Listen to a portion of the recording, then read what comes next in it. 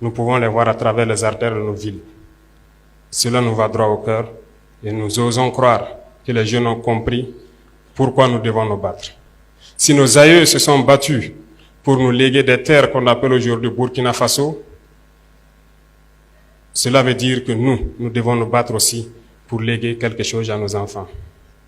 Si Dieu a fait que notre génération est confrontée donc aujourd'hui à ce combat, c'est parce qu'il sait que nous avons la capacité d'y arriver.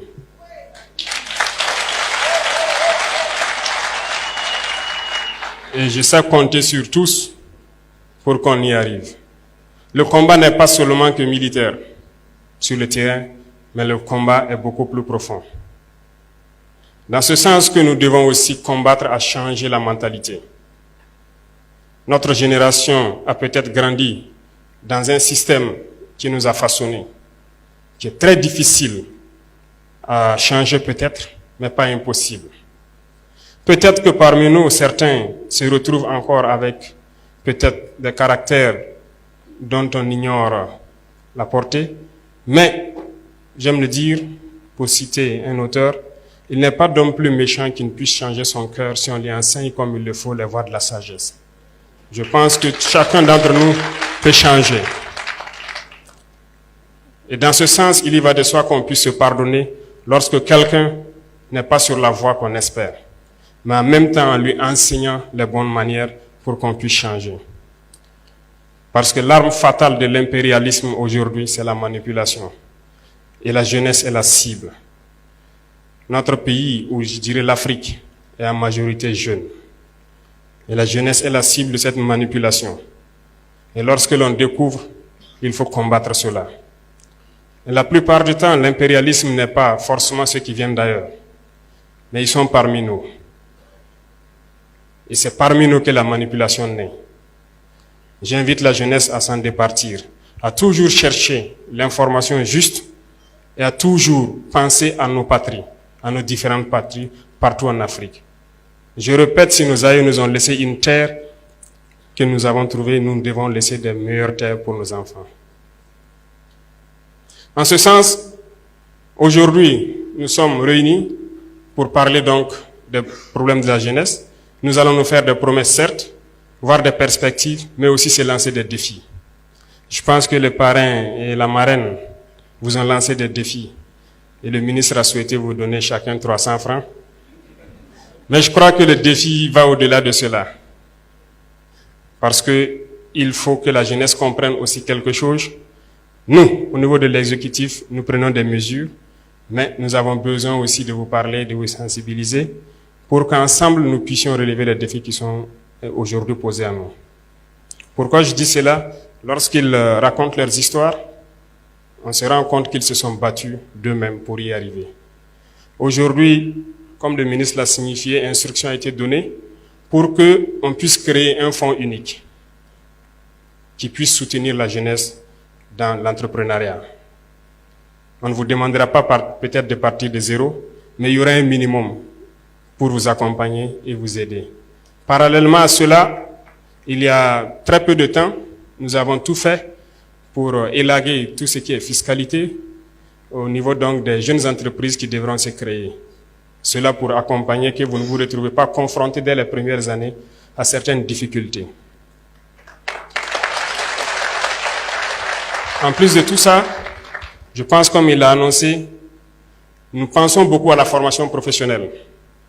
Et c'est l'une des réformes majeures donc, de ce département. Et je pense qu'au passage à l'université, on l'avait bien fait savoir, il ne s'agit pas aujourd'hui de bosser, d'avoir un diplôme et de chercher à être employé. Il s'agit aussi d'apprendre des métiers et de pouvoir exercer. Donc, nous cherchons aujourd'hui à réorienter une bonne partie de la jeunesse vers l'emploi professionnel. Ce qui va sans dire que nous devrons construire beaucoup de centres de promotion donc, de l'enseignement professionnel et pouvoir apprendre beaucoup de métiers aux jeunes parce que ici nous regorgeons de beaucoup de ressources. Il y a assez de réformes donc en faveur de la jeunesse qui sont en cours et à travers le monde nous avons pu comprendre que nous pouvons y arriver parce que nous avons assez de ressources à faire valoir à l'extérieur. Nous nous sommes centrés, par exemple, sur l'agriculture actuellement, qui est très important pour nous. Parce que je le disais tantôt, l'autosuffisance alimentaire, c'est un combat. C'est un combat parce que lorsque nous parlons de dignité, nous parlons d'honneur, si vous n'êtes pas autosuffisant, vous n'avez aucune dignité. Lorsqu'un père doit rentrer le soir à la maison et qu'il n'a aucune graine à mettre dans l'assiette de son fils, il ne peut pas parler de dignité. Toute la famille vivra dans l'indignité parce que la femme devra se battre comme elle peut, de toutes les manières que vous puissiez imaginer, pour trouver à manger. Il n'y a pas de dignité une fois qu'on ne mange pas sa faim. Il n'y a pas de dignité lorsque nous tendons la main. Et voyez-vous cette nouvelle forme donc de néocolonialisme dont on parle, qui tend donc à ramener notre jeunesse à des mendiants, à des assistés chroniques. Nous nous battons contre cela. Lorsque vous dites à un partenaire qui est prêt peut-être à vous servir de, comment je dis, mobile money, jusqu'à 100 milliards, mais lorsque vous dites à ce même partenaire, non, servez donc à mobile money 20 milliards, et 80 milliards, nous allons faire des projets structurants donc, de production agricole pour les jeunes, ils ne sont pas d'accord. Ça doit nous interpeller. L'objectif, c'est de vous maintenir dans cet assistanat permanent. C'est de vous empêcher de pouvoir produire de vous-même et de vous en sortir.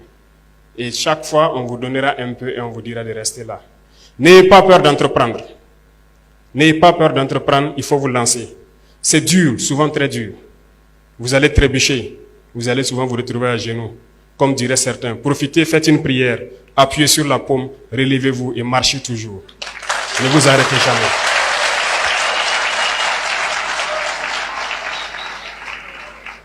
Et même ceux qui ont de l'emploi quelque part, ne vous en tenez pas seulement à votre emploi. Cherchez à investir, cherchez à développer quelque chose d'autre en parallèle. Parce que depuis, comme je vous disais, notre génération est dans un système assez complexe. On nous a peut-être appris qu'il faut juste avoir un emploi, un bureau, et on s'assoit et voilà, le salaire tombe à la fin du mois. Ça ne peut pas vous rendre heureux, ça ne peut pas. Votre salaire doit servir à développer quelque chose d'autre. Nous sommes militaires, moi je suis entrepreneur aussi depuis quelques années de cela, en tant que jeune. Parce que nous ne sommes autorisés qu'à faire que l'agriculture, l'élevage. Je pense que les dévanciers qui ont mis ça dans les textes, ils ont très bien compris. Et nous participons donc à cela. Nous avons essayé, nous avons vu que c'est dur, mais la plupart du temps, lorsqu'on persévère, on peut finir par se frotter les mains. Donc je vous encourage à ne pas vous décourager pour ceux qui sont en train de chercher à entreprendre. Ne vous découragez jamais. Il faut reprendre. Le chemin est toujours plein d'embûches. Mais vous ne devez pas vous arrêter, parce que vous allez finir par réussir. Nous sommes extrêmement riches ici au Burkina, nous pensons le temps à le dire. Aujourd'hui, nous décidons de réorganiser un peu notre société. Certes, certains textes ou certaines conventions qui avaient été signées étaient très contraignantes, faisaient que notre pays aurait du mal à s'en sortir. Aujourd'hui, grâce à vous, nous sommes en train de relire beaucoup de textes pour essayer de donner à nos nations ce dont elles doivent mériter.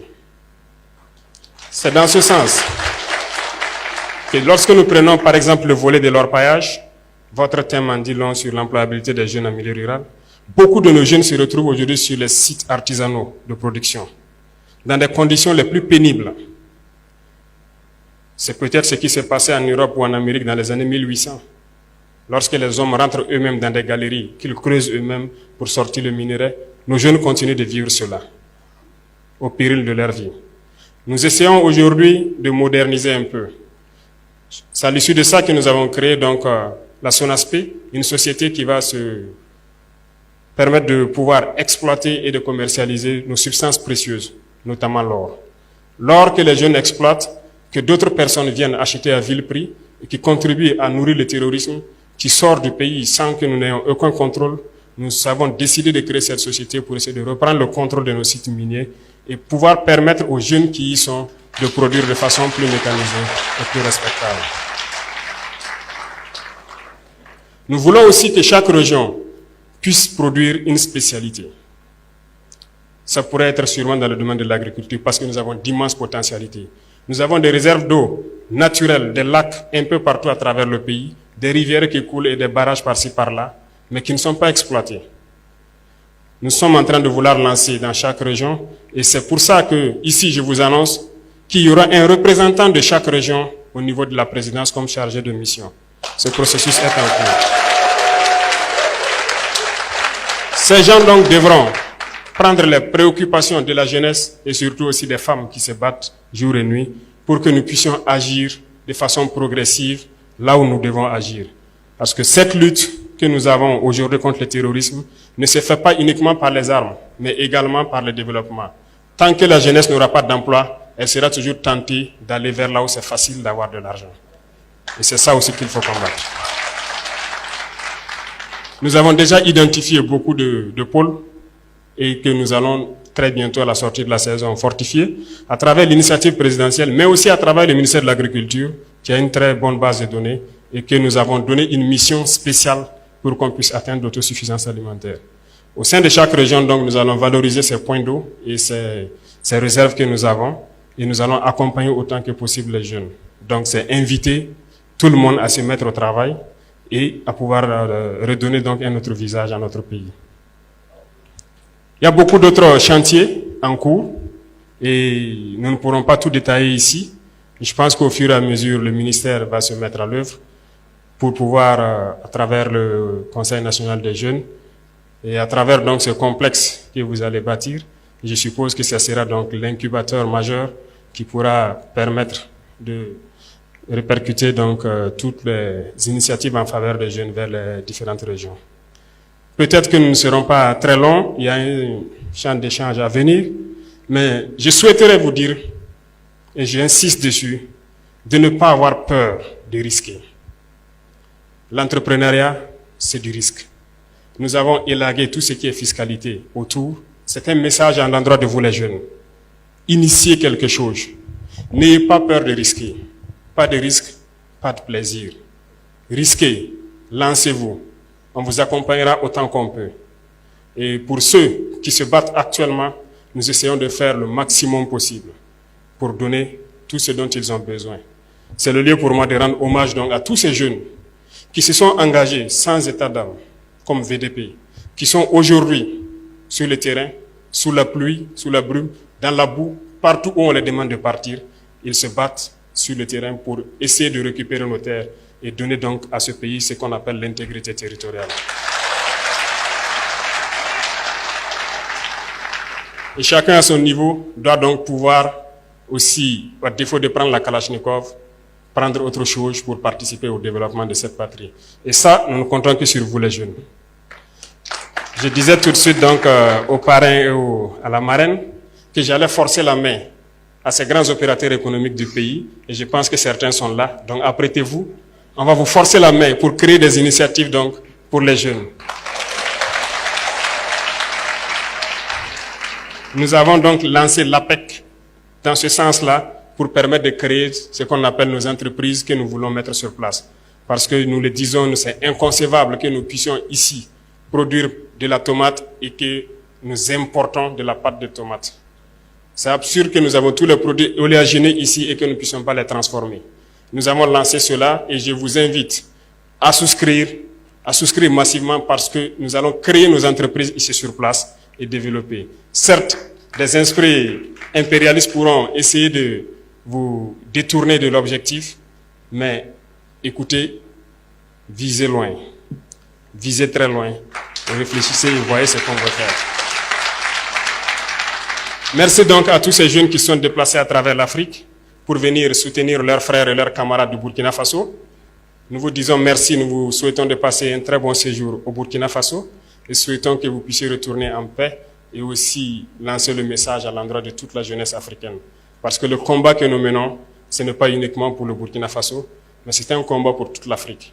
Il est temps qu'on se réveille et que nous ne soyons plus amenés à traverser l'océan, à mourir pour aller chercher l'Eldorado tant vanté. On peut le créer ici. Mettez-vous au travail et je pense que c'est possible. Donc merci d'être venu nous accompagner dans ces moments donc, de partage et de réflexion. Sur ce, je voudrais vous dire donc, restez en veille parce que le combat qui a commencé sera long, dur, mais ce n'est pas impossible parce que nous croyons que bientôt nous allons y arriver. Merci beaucoup à vous. La patrie ou la mort. Merci camarades.